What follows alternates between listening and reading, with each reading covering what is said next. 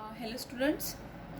Now we are dealing with the one more fragmentation mode, that is the fragmentation of the aromatic aldehydes and ketones.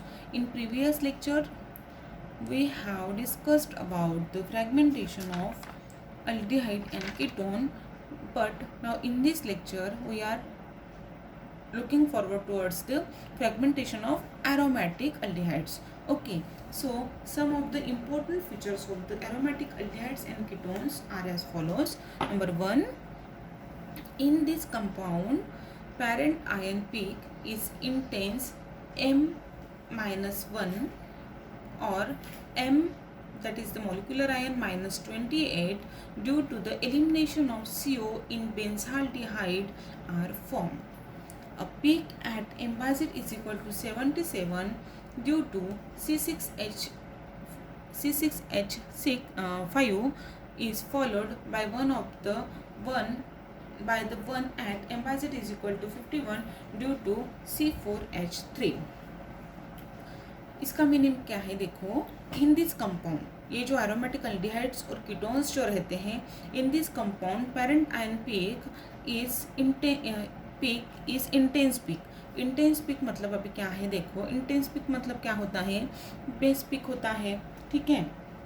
लेकिन देखो इसमें क्या बोला है? M means molecular ion और the parent ion minus 1, मतलब parent ion और the molecular ion में से हम एक कोई तो भी निकल जाएगा, मतलब एच वगैरह निकला तो मॉलिक्यूलर आयन माइनस 1 हो गया सपोज, ठीक है. And M minus 28 means molecular ion में से ऐसे कौन से तो भी जो ये है, जैसे देखो due to the elimination of the CO in benzaldehyde, जैसे बेंजाल्डेहाइड में से CO निकल गया तो CO मीन्स क्या है? देखो, CO मतलब C मीन्स कार्बन का molecular mass that is 12 and O that is 16, means इसका एडिशन करेंगे तो 28. ओके, मीन्स यदि बेंजाल्डेहाइड में से हम CO यूनिट रिमूव करेंगे मीन्स 28, मीन्स मॉलिकुलर आयन में से हम 28 यूनिट यदि रिमूव करेंगे तो वो क्या होगा?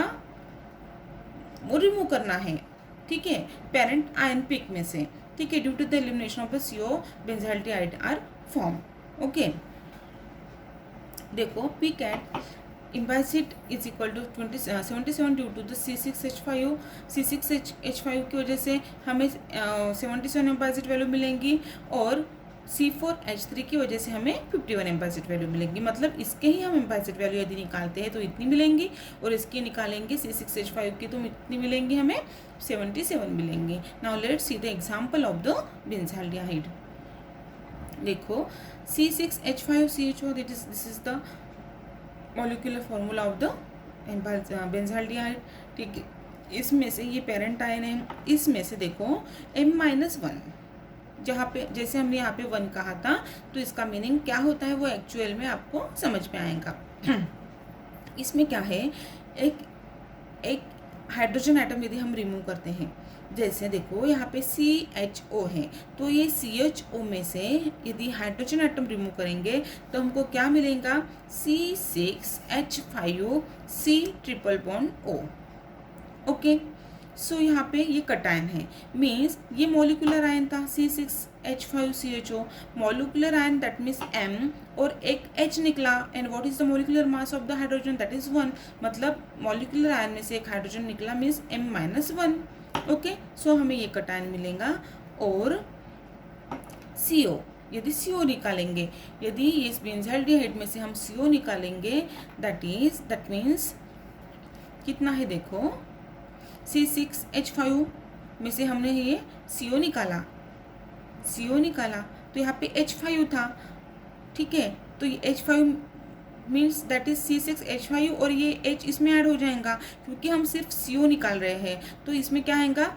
C6H6 आएगा, वो कटायन होगा और एक क्या निकलेगा? सिर्फ CO निकलेगा. So the m by z values of this C6H6 is equal to 78. नाउ ये H6 में से हम हाइड्रोजन एटम निकालेंगे तो हमें क्या मिलेगा? C6H5 मिलेगा. एक हाइड्रोजन एटम यदि यहाँ से H6 से निकालेंगे तो हमें C6H6 की वजह पे C6H5 कटायन मिलेगा। ओके, नाउ इसकी जो एम्बाइजेट वैल्यू होंगी 77 मीन्स 78 में से एक हाइड्रोजन निकल जाता है तो हमें कितना मिलेगा, 77 मिलेगा। फिर देखो C6H5 में से हम C2H2 यदि निकाल रहे हैं, देखो C2 में से C6 देखो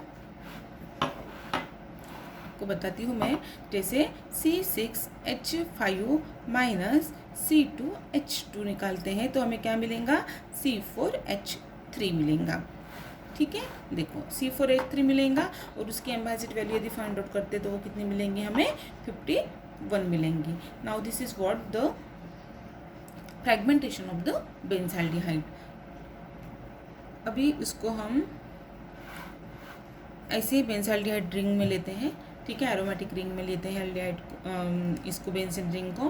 तो उसमें से क्या करेंगे, ये बॉन्ड यहाँ पे शिफ्ट करेंगे और यहाँ पे निकाल देंगे तो हमें क्या मिलेगा, देखो C ट्रिपल बॉन्ड C, एक हाइड्रोजन। ओके, सो इसकी जो एम्बाइजेट वैल्यू थी वो कितनी थी, 77 थी, प्लस ये अलग मिलेगा। ठीक है, मतलब ये स्ट्रक्चर जो रहा है बैलेंस वो बाद में बाकी का यहाँ पे मिलेगा। ये जो शिफ्ट किया वो यहाँ का है और ये जो है वो यहाँ का है, उसको ही हम ये फॉर्म में लिखेंगे। ठीक है, जो हमें क्या मिलेगा, साइक्लोब्यूटेन रिंग मिलेंगी, जैसे 1 2 3 4 कार्बन एटम, 1 2 3 4 और ये दोनों hydrogen bond. Okay, so m by z is equal to this 4-membered ring is equal to 51. Now let's see, देखो ये बेंजीन रिंग है, फिर ये इसमें से ये ट्रांसफ़र किए हमने बॉन्ड, ये निकल गया तो हमको C ट्रिपल बॉन्ड CH मिला और ये जो स्ट्रक्चर है वो मिला, मतलब यहाँ से ब्रेक हो जाने के बाद ये रहा और इसके ये हाइड्रोजन आइटम आ गए। ठीक है, उसको ही हम इस फॉर्म में लिख सकते हैं, that is 1 2 3 4 1 2 3 4 and this hydrogen atom are there. Okay, so Embagit values of this particular 4-membered ring is equal to 51. Now in ketone, alkyl phenyl ketone. Okay, इसमें देखो ये क्या है, बेंजीन रिंग है, C double bond O R, alkyl phenyl ketone है। इसमें से हम ये R रिमूव करते हैं और यहाँ पे ये बॉन्ड शिफ्ट करते हैं तो ये फ्री रेडिकल करके निकल जाएगा और यहाँ पे हमें क्या मिलेगा, benzene ring plus C and double bond is now getting converted into the triple bond cation. And जब ये से इसमें से हम यदि ये बॉन्ड CO निकालते हैं तो हमें क्या मिलेगा, बेंजीन रिंग मिलेंगी। और हमें ये याद रखना है कि बेंजीन रिंग कटायन का हमेशा जो एम्बाइजेट वैल्यू है वो 77 आ जाएंगी। फिर ये C6H6 में से हम C2H5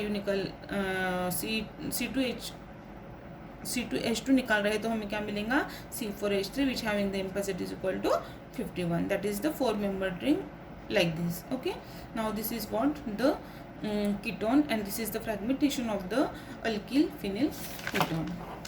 Actually it is very simple. Okay, so this is the fragmentation of alkyl phenyl ketone.